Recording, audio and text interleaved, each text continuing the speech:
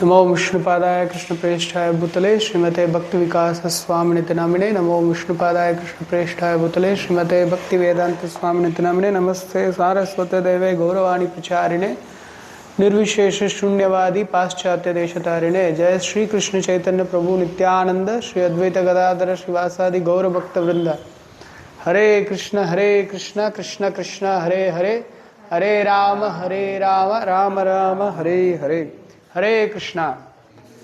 So நம்ம ஸ்ரீ சைத்தன்ய யாத்திரையோட இந்த பஞ்சத்வாரக யாத்திரையில் நம்ம இப்போ நேற்று இருக்கிறது துவாரகா, மெயின் துவாரகா. இந்த கஷேத்திரம் இது முழுக்க இப்போ நம்ம இருக்கிற இடம், நேற்று இருந்த இடம், இது எல்லாமே சேர்ந்து இந்த மொத்த நிலப்பரப்பும் துவாரகா அப்படின்னு அழைக்கப்படுது. துவாரகா அப்படிங்கிற வார்த்தைக்கு அர்த்தம் என்ன அப்படின்னா நுழைவு வாயில். துவார நுழைவு வாயில். எதுக்கான நுழைவாயில்? கிருஷ்ணருக்கான நுழைவாயில், கிருஷ்ணர் அடைகிறதுக்காக வைகுண்டத்திற்கான நுழைவாயில் இது. ஸோ கிருஷ்ணருக்காக மட்டும் பிரத்யேகமா, ஏன்னா இப்போ மற்ற இடங்கள்லாம் ஏற்கனவே இருந்தது வந்தது, மற்றவங்க இருந்தது, அந்த மாதிரி புண்ணிய ஸ்தலங்கள்ல பகவான் தோன்றுவார், அந்த மாதிரி இருந்தது. பட் இந்த இடம் கிருஷ்ணர் தானும் தன்னை சேர்ந்த பக்தர்களும் வசிக்கிறதுக்காக விரும்பி அவரே உருவாக்கின இடம். விஸ்வகர்மாவுக்கு இன்ஸ்ட்ரக்ஷன் கொடுத்து அவரே உருவாக்கின இடம்ங்கிறதால இது ரொம்ப ஸ்பெஷல். இதுல ஒரு சில நிலப்பரப்புகள் இருந்தது, கிருஷ்ணர் வர்றதுக்கு முன்னாடியும் இருந்தது. அதுல நம்ம நேற்று பார்த்த சமுத்திர நாராயணரும் சரி, இந்த சங்க நாராயணரும் சரி, இந்த இடத்துல ஏற்கனவே இருந்தவங்க. நான் ஏற்கனவே சொன்னேன், இந்த பெட் துவாரகா, இந்த தீவு சங்கோதர அப்படின்னு அழைக்கப்படுது. சங்கோதர அப்படின்னா சங்கு உருவாகிற இடம் அப்படின்னு அர்த்தம். சங்கு இங்க நிறைய தோன்றுச்சு. ஸோ இந்த இடத்துல இருக்கிற நாராயணர் சங்கு நாராயணர். இங்க கிருஷ்ணரோட அந்த கோயில், துவாரகா கோயில் பார்த்தோம் இல்லையா, அது கிருஷ்ணரோட ஆட்சி செய்யற சபையா இருந்தது, ஆபீஸ். அது கிருஷ்ணருக்கு ராஜாவா இருந்தார் இல்லையா, அது அவரோட ஆபீஸ். இங்க அவரோட வீடு இருந்தது இந்த தீவுல 16,108 அரண்மனைகள் இருந்தது. கிருஷ்ணர் அந்த ராணியர்களோட வசிச்சார். கிருஷ்ணருக்கு இப்போ நிறைய பேர் நம்ம முதல் நாள்ல இருந்து சொல்லிட்டு இருக்கோம், 16,108 கிருஷ்ணர் ஜாம்பவதியை கல்யாணம் பண்ணார், கிருஷ்ணர் சத்யபாமாவை கல்யாணம் பண்ணாருன்ட்டு. சரி, ருக்மணியை கல்யாணம் பண்ணார், அப்கோர்ஸ். ஸோ இந்த விஷயங்கள் கொஞ்சம் முரண்பாடா தோன்றும் நம்ம ஊருக்கு. எதுக்கு இத்தனை மனைவியரை கல்யாணம் பண்றார்? ராமர் மாதிரி தானே இருக்கணும். கிருஷ்ணர் தப்பானவரா தெரிகிறாரு. கிருஷ்ணர் 16,108 மனைவியர்களை திருமணம் பண்ணி இந்த தீவுல வசிச்சார். 16,108 அரண்மனைகள் இருந்தது. ஸோ ஒரு நாள் இங்க ஒரு நாள் அங்கன்னு அவர் இல்லை. 16,108 பேரா தன்னை விரிவடைச்சுக்கிட்டார். ஒரே சமயத்துல எல்லா அரண்மனையிலுமே அவர் இருந்தார், எல்லா மனைவியரோடையுமே இருந்தார். 16,108 கிருஷ்ணர்கள் இருந்தாங்க அந்த இடத்துல. ஸோ அப்போ எல்லாருமே வேற வேற நபர்கள், ஒரே நபர் தான். 16,108 மனைவியருக்கும் ஒரு ஆளுக்குமே 10 ஆண் குழந்தைகளும் ஒரு பெண் குழந்தையும் இருந்தது. ஸோ எல்லாருக்குமே கிருஷ்ணர் ஒரு நல்ல ஒரு குடும்பஸ்தன். வேத கலாச்சாரத்துல என்னெல்லாம் ஃபாலோ பண்ணணுமோ, லைக் காலையில் எந்திரிச்சு பகவானை வழிபடுறது, யாகங்கள் பண்றது, பிராமணர்களுக்கு தானம் கொடுக்கறது, வந்த விருந்தாளிகளை உபசரிக்கிறது, இது எல்லாத்தையுமே அவர் செஞ்சார். ஒரு முறை நாரதர், ஸ்ரீமத் பாகவதத்துல விளக்கப்பட்டிருக்கு, நாரதர் துவாரகையை பார்க்க ஆசைப்பட்டு வர்றார், பாக்குறாரு. இது எல்லாத்தையுமே, இது அவரோட வார்த்தைகள். இது எல்லாமே ஒரு இடத்துல பாக்குறார், ருக்மணியோட உட்காந்து பேசிட்டு இருக்கார். ஒரு அரண்மனையில குழந்தைங்களோட விளையாடிட்டு இருக்கார், ஒரு அரண்மனையில யாகம் பண்ணிட்டு இருக்கார், ஒரு அரண்மனையில பிராமணர்களுக்கு தானம் கொடுத்துட்டு இருக்கார், இன்னொரு அரண்மனையில ஓய்வு எடுத்துட்டு இருக்கார். ஒரே சமயத்துல கிருஷ்ணரால் எல்லா இடத்துலயுமே வியாபித்து இருக்க முடிஞ்சது. ஸோ அதனால அவர் 16,108 மனைவியர்கள் கல்யாணம் பண்ணாருங்கிறதுல எந்த தவறும் கிடையாது, எந்த ஆச்சரியமும் கிடையாது. ஏன்னா அவங்க எல்லாருமே சாக்ஷாத் மகாலட்சுமி. வெவ்வேறு விதமான லீலைகளுக்காக அவங்க அப்பேற்பட்ட ரூபம் எடுத்து வந்தவங்க கிருஷ்ணர் திருமணம் பண்ணாங்க. ஸோ இப்போ இந்த துவாரகை அப்படிங்கிறத பார்த்தோம். இங்க பகவான் எதுக்கு வந்தார் அப்படிங்கிறதையும் மூல துவாரகால வச்சு நம்ம பார்த்தோம், கேட்டோம் இல்லையா. கிருஷ்ணர் ஜராசந்தன் மறுபடியும் போர் தொடுத்துக்கிட்டே இருக்கான். ஸோ அவனோட தொல்லையில இருந்து ஜஸ்ட் அவன்கிட்ட பயந்து இல்லை, அவனோட தொல்லையில இருந்து தப்பிக்கிறதுக்காக, ஏன்னா ஜராசந்தனுக்கு ஒரு வரம், பீமனால தான் அவர் கொல்லப்பட்டார் கொஞ்ச நாள் கழிச்சு. ஸோ கிருஷ்ணருக்கு தெரியும் அவனுக்கு இன்னும் கொஞ்ச நாள் அவன் வாழணும் அப்படிங்கிறதால, அதனால அவனை கொல்லாமே வச்சிருந்தார். கிருஷ்ணன் ஒவ்வொரு வாட்டியும் அவனை அடிச்சு துரத்திக்கிட்டே இருப்பார், அவன் திரும்ப வந்துகிட்டே இருப்பான் வெக்கமே இல்லாம. ஸோ கிருஷ்ணர் ஓகே துஷ்டனை கண்டா தூரம் விலகணுங்கிற மாதிரி கிருஷ்ணர் தன்னோட உறவினர்கள் எல்லாரையும் இங்க கூட்டிட்டு வந்துட்டார். எப்ப பார்த்தாலும் போர்னு இருந்தா நல்லா இருக்காதுன்னு சொல்லிட்டு இந்த துவாரகை நகரத்தை விஸ்வகர்மாவுக்கு கட்டளையிட்டு இந்த துவாரகையை உருவாக்குனார். ஸோ இந்த துவாரகை முதல்ல யாரால உருவாக்கப்பட்டது, முதல்ல எப்படி வந்தது அப்படின்னா ஆனர்த்த, இந்த துவாரகைக்கு இன்னொரு பேரு ஆனர்த்த தேசம்னு ஒரு பேர் உண்டு. ஆனர்த்த அப்படின்னு ஒரு ராஜா இருந்தார். ஸோ அவர் தன்னோட நல்ல ஒரு ராஜா தான், பட் ஏதோ ஒரு காரணத்தினால தன் தந்தையோட நாட்டில இருந்து அவரை வெளியே அனுப்பிச்சிட்டாங்க, நாடு கடத்தியாச்சு. ஸோ அப்போ அவர் என்ன பண்றார், பகவான் விஷ்ணுவை தவம் பண்றார். தவம் பண்ணி அவர் ஆக்சுவலா அவரோட தந்தை மொத்த உலகத்தையுமே ஆட்சி பண்ணிட்டு இருக்கார். ஸோ இவர் கேட்கிறார், என்னோட தந்தையோட ராஜ்யம் இல்லாம எனக்கு ஒரு இடம் வேணும், நான் சத்திரியன் ஆட்சி பண்ணணும், எனக்கு ஒரு இடம் வேணும் அப்படின்ன உடனே கிருஷ்ணர் ரொம்ப சந்தோஷப்பட்டு என்ன பண்றார், விஷ்ணு வைகுண்டத்துல இருந்து ஒரு 800 மைல் பரப்பளவை அவருக்கு கடல்ல உருவாக்கி கொடுக்கிறார். சுதர்ஷன் சக்கரத்தின் மூலியமா வைகுண்டத்துல இருந்து கொஞ்சம் நிலத்தை எடுத்து இந்த கடல்ல வச்சு தரார். ஸோ அந்த இடம் தான் துவாரகா. அதுக்கப்புறம் ஆனர்த்தோட மகன் குஷா அந்த இடத்துல தலைநகரத்தை, ராமரோட மகன் குஷா இல்ல, ஆனர்த்தோட மகன் குஷா அந்த இடத்துல தலைநகரத்தை உருவாக்குறார். அந்த இடத்துக்கு பேரு குஷஸ்தலி. துவாரகையோட இன்னொரு பேரு குஷஸ்தலி. சோ இந்த குஷஸ்தலிங்க நகரத்தை உருவாக்குறாரு. சோ இது துவாரகையோட வரலாறு. கிருஷ்ணர் அதுக்கப்புறம் இங்க வந்து இன்னும் பல விஷயங்களை காலப்போக்கில் அதுவும் கடலுக்குள்ள போன பிறகு மறுபடியும் சுதர்ஷன் சக்கரத்தின் மூலியமா மொத்த நிலப்பரப்பையும் தூக்கி நிறுத்தி கடல்ல இருந்து அந்த நிலப்பரப்பை மறுபடியும் எடுத்து கிருஷ்ணர் அந்த இடத்துல தங்குறார். துவாரகையோட கோட்டை கட்டி அரண்மனைகள், நேற்று சொன்ன அதே லிஸ்ட், அரண்மனைகள், பூங்காக்கள், நல்ல சாலைகள், கோட்டை மதில் சுவர்கள், கொத்தளங்கள் எல்லாமே உள்ள இருந்தது, சந்தைகள் எல்லாமே ரொம்ப அற்புதமான ஒரு ராஜ்யமா இருந்தது. பகவானே இருக்காருன்னா நிச்சயமா அங்க லட்சுமி இருக்காங்க. ஸோ இது வைகுண்டபுரி இது. அதுக்கப்புறம் இந்த துவாரகையோட சரித்திரம், நம்ம பேசின விஷயங்கள் எங்க இருக்கிறது அப்படின்னா ஸ்கந்த புராணத்துல. ஸ்கந்த புராணத்துல துவாரகையோட மகாத்மியம் எப்படி ஆரம்பிக்கிறது அப்படின்னா ரொம்ப சுவாரஸ்யமா இருக்கும். நைமிஷாரண்யத்துல எல்லா ரிஷிகளும் கூடி பேசிட்டு இருக்காங்க. அப்போ அவங்க பேசிட்டு சூத கோஸ்வாமி கிட்ட கேட்கிறாங்க. என்ன கேட்கிறாங்க அப்படின்னா, அந்த ரிஷிகள் யார் யாரெல்லாம் இருந்தாங்கன்னா கர்கமுனி, அசித்தர், தேவலர், இவங்க எல்லாருமே பகவத்கீதையில கூட கிருஷ்ணர் சொல்றார், இதெல்லாம் பெரிய பெரிய ரிஷிகள் இவங்க எல்லாருமே. அவங்க எல்லாரும் கேட்கிறாங்க. ஸோ இப்போ கலியுகம் ஆரம்பிச்சிடுச்சு. கிருஷ்ணர் அவர் லீலைகள், மதுரால பிறக்கிறார், விருந்தாவனத்துல வளர்றார், துவாரகை ஆட்சி பண்றார், இப்போ மறைஞ்சிட்டார் கிருஷ்ணர். அவரோட லீலைகளையும் பிரபாஷேத்திரத்துல முடிச்சிட்டார். யாதவர்கள் எல்லாரும் கிளம்பி போயாச்சு. ஸோ அப்போ இப்போ இந்த பூமியில தர்மம் எப்படி இருக்கும், நம்ம யார்கிட்ட போய் தஞ்சம் எடுத்துக்கிறது? ஸோ இது ஸ்ரீமத் பாகவதத்தோட ஆரம்பத்தில் இதே கொஸ்டின்ஸ் தான் இருக்கும். ஸோ அதுக்கு பதிலாக பாகவதம் வந்திருக்கும். இப்போ கேட்குறாங்க. அப்போ அந்த ரிஷிகள் எல்லாருமே என்ன பண்றாங்கன்னா ஒரு முடிவுக்கு வந்து கர்கமுனி, அசித்தர் இவங்களோட தலைமையில பிரம்மலோகத்துக்கு போறாங்க. ஸோ நமக்கு ஏற்கனவே பார்த்தோம், பிரம்மா கிட்ட தான் எல்லாரும் போறாங்க. ஸ்ரீமத் பாகவதத்திலையும் ராமாயணத்திலையும் இதே தான் சொல்லியிருக்கு, பிரம்மா கிட்ட போறாங்க எல்லாரும். ஸோ பிரம்மா என்ன சொல்றார், எனக்கு தெரிஞ்சு பகவான் மத்ஸ்ய அவதாரம், கூர்ம அவதாரம் மட்டும்தான் தெரியும், எனக்கு மற்ற எது விஷயங்களும் எனக்கு தெரியாது அப்படிங்கிறார் பிரம்மா. ஆச்சரியமா, அவராலே புரிஞ்சுக்க முடியாது. நம்ம ஒரு தலை வச்சிருக்கோம், பிரம்மாக்கு எத்தனை தலை இருக்கு? 4 தலை, 4 மூளை இருக்கு அவருக்கு. அவ்வளவு அறிவே நிரம்பினவர் பிரம்மா. ஆக்சுவலா இருக்கிறதுலே இந்த பௌதிக உலகத்திலே உயர்ந்த உயிர்வாளி அவர் தான். அவராலே கிருஷ்ண லீலைகளை புரிஞ்சுக்க முடியல. அவர் சொல்றார், எனக்கு மத்ஸ்ய அவதாரம், கூர்ம அவதாரம் மட்டும்தான் தெரியும், அதுவும் முடிஞ்சு போச்சு அப்படின்னு சொல்லி சொல்றாரு. உங்களுக்கு இந்த விஷயங்கள்லாம் தெரிஞ்சுக்கணும்னா நீங்க வந்து ஒரு அசுரனை போய் பார்க்கணும் அப்படிங்கிறார். அசுரன் கிட்ட எப்படி கிருஷ்ணரை பத்தி கேட்கறது? ஸோ அந்த அசுரன் யாரு அப்படின்னா பிரகலாதா. அசுர ஃபேமிலியில வந்தவர். ஸோ அவரை வந்து அப்படிதான் கூப்பிடுவாங்க. அந்த ஸ்லோகத்திலே அசுரோத்தமா தான் இருக்கும். ஸோ அசுர குடும்பத்துல பிறந்த பிரகலாதரை போய் பாருங்க அப்படின்னு சொல்லி சொல்றாரு. ஸோ எல்லா ரிஷிகளும் பாதாள லோகத்துக்கு வராங்க. அசுரர் பிரகலாதரை பார்க்கறாங்க. பிரகலாதரை பார்த்த உடனே பிரகலாதர் அவங்க எல்லாரையும் உபசரிச்சு, பகவானோட பக்தர்கள் என்னோட வீட்டுக்கு வந்திருக்கீங்க, வாங்க வாங்கன்ட்டு வரவேற்று அவங்களுக்கு தேவையான மரியாதைகள் எல்லாத்தையுமே பண்ணி அவர்கிட்ட கேட்கிறார், நீங்க என்ன பார்க்க வந்தீங்கன்னா ஏதாவது நிச்சயமா ஏதாவது ஒரு உயர்ந்த காரியமா இருக்கும், இல்லைன்னா முக்கியமான காரியமா இருக்கும். டைம் பாஸ்க்கு நீங்க வரவங்க கிடையாது இல்லையா? அப்படின்னா பெரியவங்க எப்பயும் வேஸ்ட் பண்றது கிடையாது. நிச்சயமா ஏதோ பகவத் காரியம் ஏதாவது இருக்கும், விஷ்ணுவை திருப்திப்படுத்துறதுக்கான ஏதாவது செயலா இருக்கும், சொல்லுங்க நான் காத்துட்டு இருக்கேன் அப்படின்னு சொல்லி சொல்றாரு.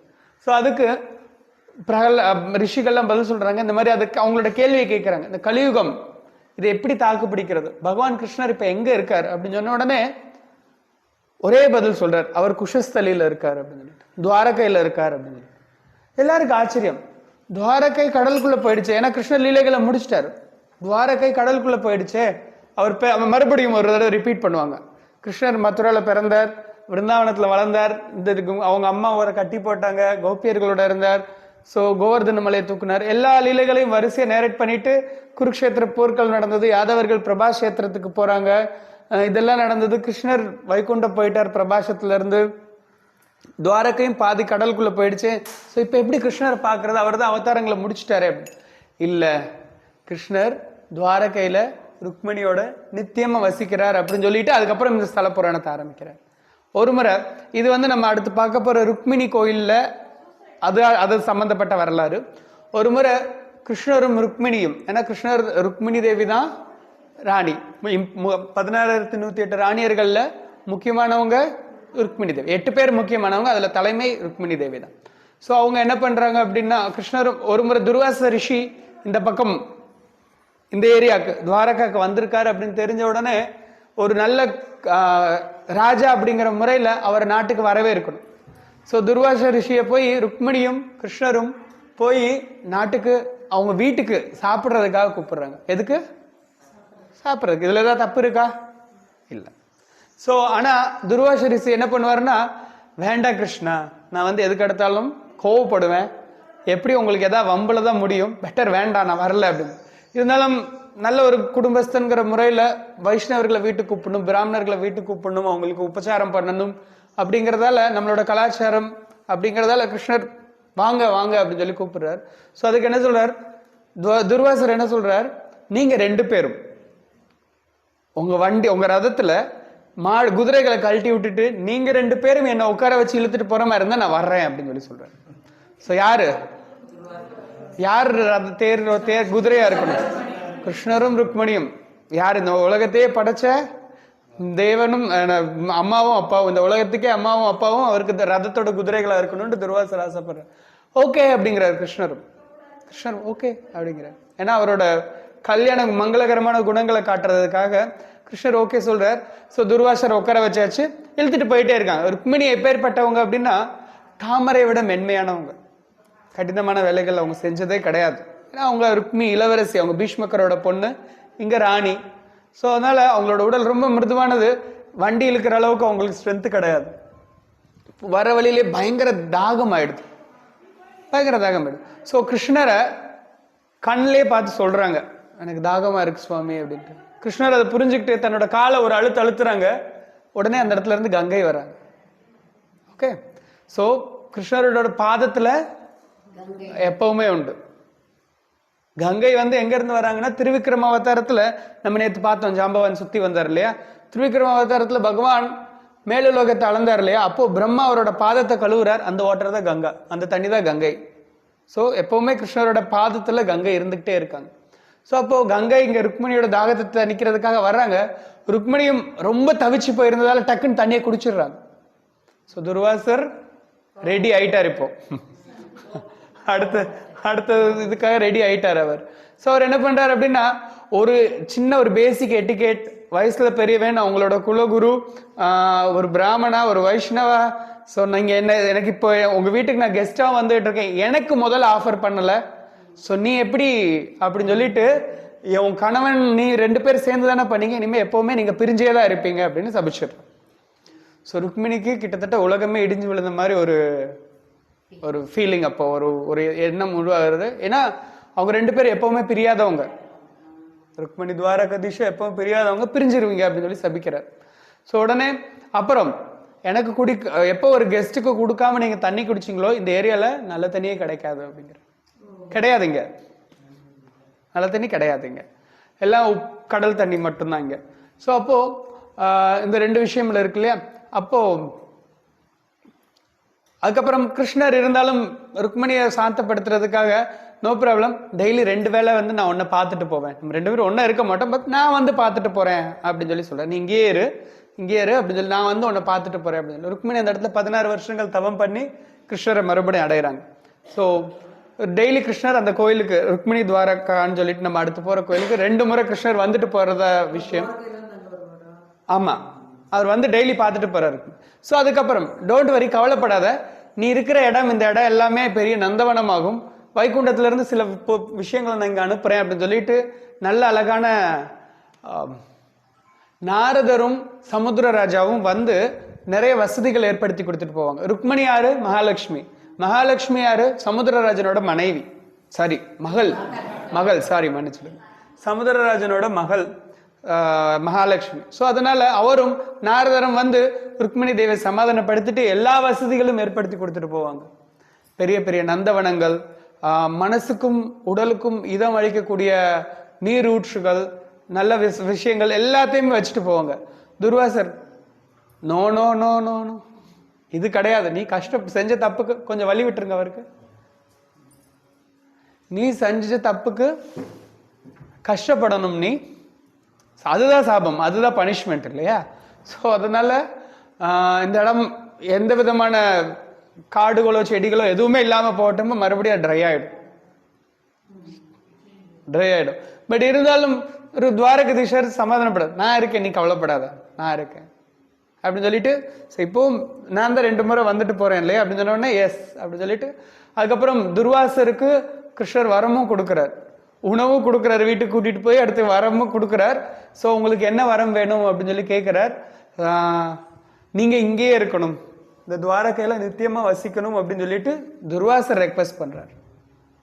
ஸோ நீங்க எவ்வளவு நல்ல குணத்தோட இருக்கீங்க, நான் எவ்வளவோ உங்களை சோதிக்கிறேன், என்னோட கீழ்நிலையான அந்த அறியாமையினால நான் கோவப்படுறேன், பட் நீங்க இன்னும் என் மேல சாந்தமா எனக்கு உபச்சாரம் பண்ணி எல்லா விஷயங்களும் பண்றீங்களே, நீங்க இங்கேயே இருக்கணும், நானும் உங்களை எப்பவுமே இங்க தரிசிச்சுக்கிட்டே இருக்கணும் அப்படின்னு சொன்ன உடனே ஓகே அப்படிங்கிறாங்க.